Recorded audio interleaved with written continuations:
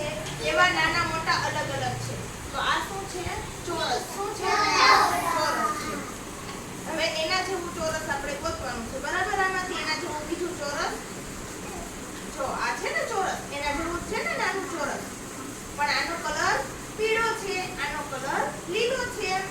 હવે હજી આપણે એના જેવું બીજું ચોરસ ગોતી તો જો આ છે ને એના જેવું ચોરસ, પણ એનાથી નાનું છે. આનો કલર કેવો છે? બ્લુ. કેવો છે? હવે એનાથી નાનું ચોરસ જો આ છે ને એનાથી નાનું ચોરસ, આનો કલર કેસરી છે. કેવો છે? કેસરી કલર છે. પછી ગોળ. આ કેવો છે? આનો કલર કેવો છે?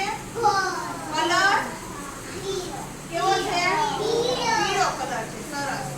હવે એના જેવું આપણે બીજું ગોળ ગોતીએ તો આ ગોળ છે કે નહીં? છે ને ગોળ. એના જેવું છે ને ગોળ, પણ એનો કલર કેવો છે?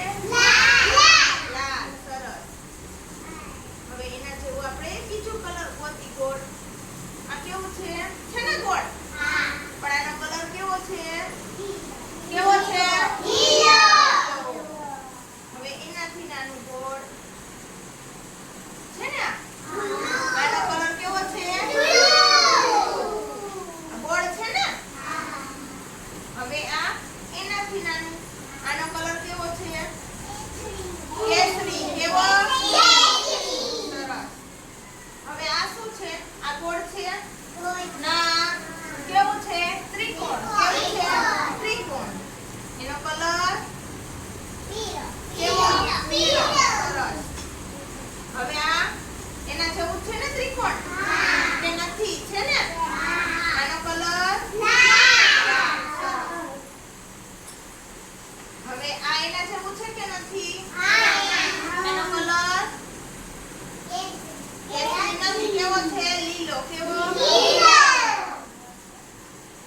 હવે આપણે એનાથી નાનું ગોતવાનું છે. તો આ છે ને આનો કલર કેવો છે?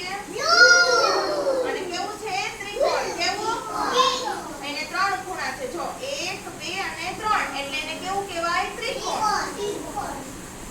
હવે એનાથી નાનું, આનો કલર કેવો છે? કેવો? અને સૌથી નાનું ત્રિકોણ છે. હવે થઈ ગયા. હવે હું તમને પૂછીશ આમાંથી ગમે એનો આકાર કેવો છે તમારે મને કહેવાનું. આ કેવું છે? કેવું છે? લાલ. પણ એનો આકાર